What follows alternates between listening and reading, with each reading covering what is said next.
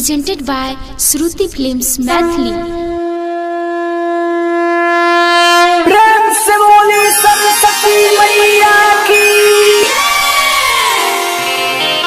आई भैया, हम गायक बंशीधर चौधरी और हमारे साथ देवी प्रियंका जी। आई एगो आज माई के विदाई सॉन्ग आपके खातिर निकाल बनी, सुनी और अपन प्यारे से बात यहीं आप बनले रखी।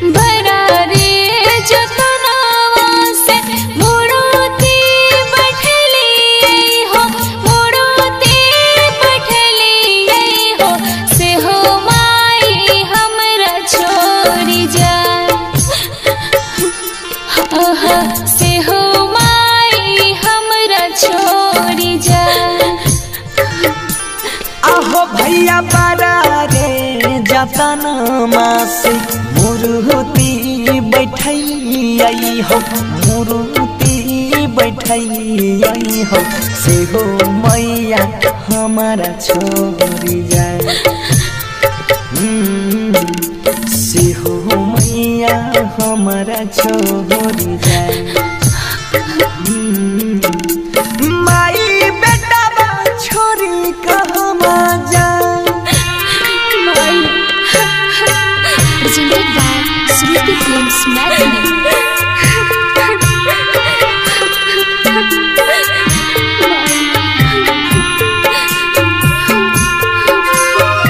जय मां कत्यानी रिकॉर्डिंग स्टूडियो मानसी कन्या।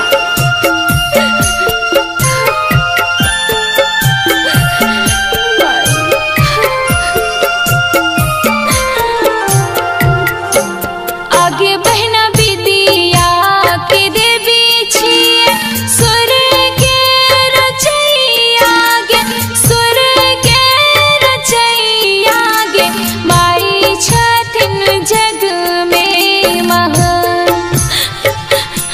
हाँ हाँ, माई छथिन जग में महान।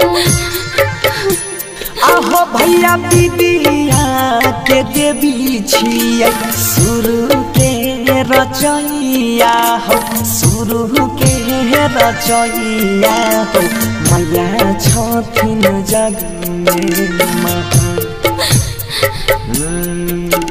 से हो मैया कहाँ छोड़ी जाए।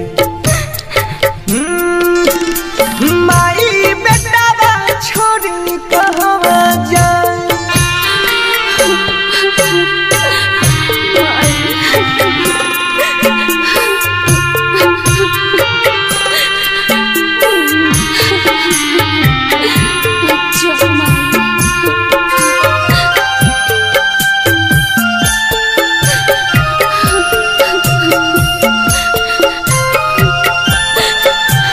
Presented by Shruti Films Maithili।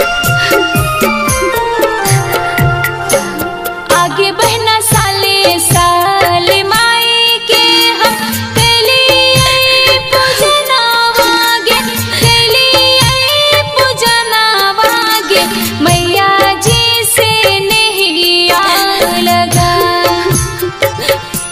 हाँ हाँ, मैया जी से नहीं लगा। आहो भैया सालो सालो करई छिए माई के पूजन हो, माई के पूजन हो, मैया जी से नहीं लगा।